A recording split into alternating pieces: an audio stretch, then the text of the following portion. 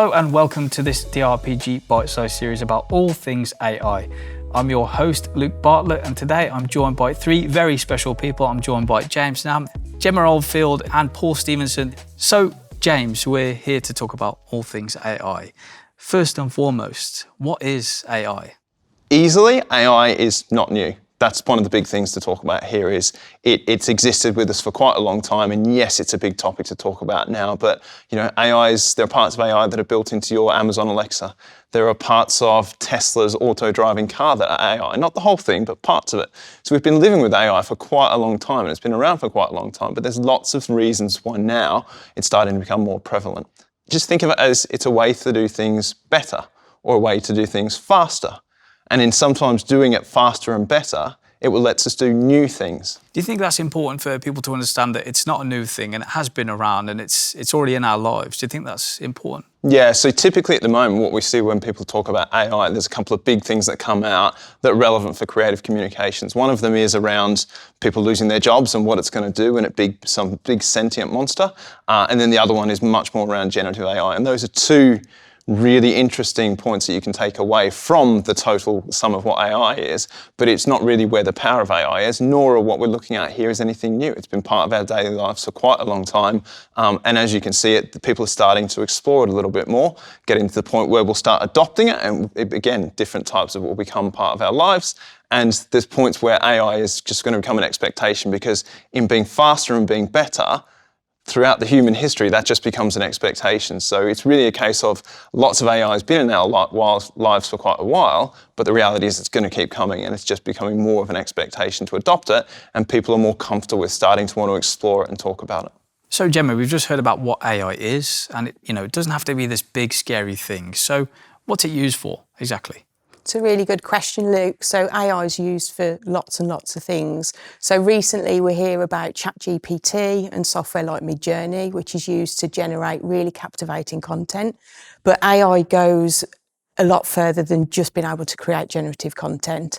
We've seen sectors such as retail, e-commerce, security and surveillance, the creative industries all using the power of AI. So largely used for good, it seems. What exactly is going on around the world? So yeah, tech for good, really great subject. So AI has actually been used in the medical field to identify cancer earlier on in scan results. So it can do it a lot more accurately than a human can.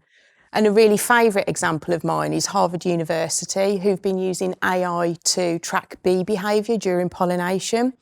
They're then taking that behaviour and building mini micro bees that can aid food poverty and the depleting bee population around the globe. So really, really good example of tech for good. And that's actually being tested globally at the moment. Not something you'd think of immediately, quite niche, quite specific, but really interesting. Yes, yeah.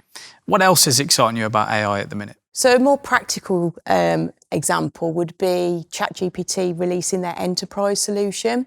So this is going to allow businesses of all sizes to access the functionality of ChatGPT internally and securely, which has been a big worry. So if you can imagine all business data being pulled, new employees could go on and have this assistant right there at their hands and ask lots of questions. So it's really, really powerful tool. And it can also improve our customers' experience as well, definitely.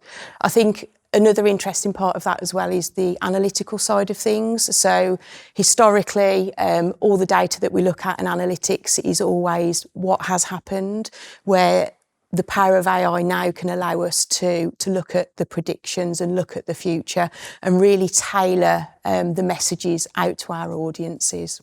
Fascinating stuff. Paul, I'll come to you after that. So we've heard a bit about what AI is, what it's used for. The golden question, how does AI work? Yeah, so it's actually a really broad question you've just asked. And as James alluded to, AI is actually an umbrella term for a lot of different technologies. So I think the key distinction that we need to make here is how we train an AI as opposed to how you would program a traditional application. So in traditional software development, a developer will program with using explicit instructions how that application is to work. With AI, we use something called machine learning, and we train that computer on huge volumes of data. and specifically on a very niche task. Once it's been trained, we can then use that model that's been produced from that training to make predictions, to make autonomous decisions, and apply that across a whole niche of different use cases. So I think the key distinction we've got here is AI is about training the machine rather than instructing the machine the way a traditional application would work.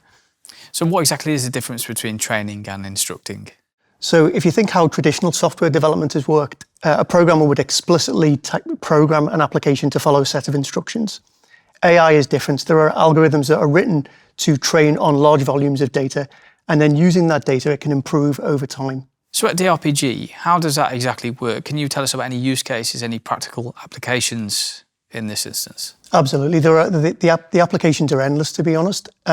All the things we built in the past can now be revisited. How can we apply AI to this specific niche, to this use case?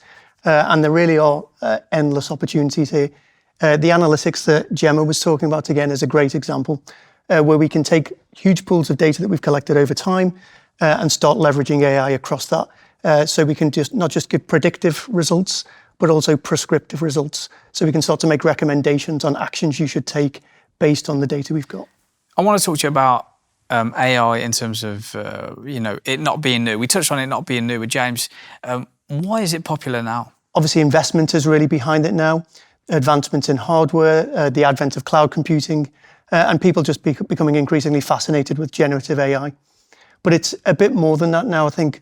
With ChatGPT being released at the end of last year and it really exploded onto the scene, it captured the public's imagination because it was just leagues ahead of everything that has gone before. I think everyone's been frustrated with Alexa in the past when it just won't understand what you want it to do. ChatGPT understands context and it just really captured the public's imagination. Do you think something like ChatGPT allows people to see, the usefulness of AI in their lives, whereas they might not have seen it with other programs? 100%, yeah. I think it brings certain challenges. I think university students are using it to complete their assignments, and it can certainly do it. It can pass the bar exam for certain law degrees, but you can also use it for other just day-to-day activities like an itinerary for a trip away. James, I'll come back to you. So as the creative in the room, what's your take on generative AI? It's a really good point around generative AI, especially in the creative communications landscape. It is very shiny, but not necessarily very clean. There's some real concerns around where the data that Paul described, these machines need huge amounts of data to pull in. Where that data comes from and how consensual it is a big question mark at the moment. And as with most things, it's a bigger conversation than now, but it's one of those things that governments aren't regulating for it very quickly, but it is a big bone of contention that's coming out. One of the big risks around AI in general is being able to do things faster, but the things that are faster aren't better. So it's a real big risk around the quality of things that are coming out. So yes, things can be done faster, but the quality is dropping off hugely in some instances where that's so big concerns from a creative point of view. But you kind of have to remember that it's just a tool to help you do what it is that you would do anyway. So if the intentionality is not there, you're still with the arbiter of what is good and what is not. So generative AI is incredibly powerful, but it comes with some huge risks as well. So some of those risks are legal, some of them are ethical, and a lot of them are around quality as well. A couple of points to pick up on there. So first and foremost, AI is not here to kill the creative industry. It's not here to take your job as a creative. Yeah. Correct? Yeah, so big thing that we kind of say at the moment, and it's not an original term that we have by any means, but AI won't take your jobs. One of the big concerns that people have that we'll go into in some later discussions, it won't take your jobs, but somebody using AI might do. And if you think about it back across time, it's like saying, well, somebody that uses email more proficiently use. Somebody uses spell check. These are just tools that have supercharged the way that we do business and the way that we do work and the way that people engage and communicate with their clients and customers. It's just another iteration of that, but it's coming and it's here to stay. And really people just need to be starting to explore it and adopt it because they've reached a point in time where it's an expectation. And if you're not ahead of it when the expectation comes, well, it's like kind of using a typewriter when everyone else is on a computer. Fascinating stuff, James. Thank you so much for talking to me. Thank you, Gemma, and thank you, Paul, for joining me. So As you've just heard, we'll be hearing more about the world of generative AI and the risks and rewards of using AI in the next couple of episodes, specifically looking at how to be cautious when using AI. So thanks as always for joining us, and we'll see you in the next one.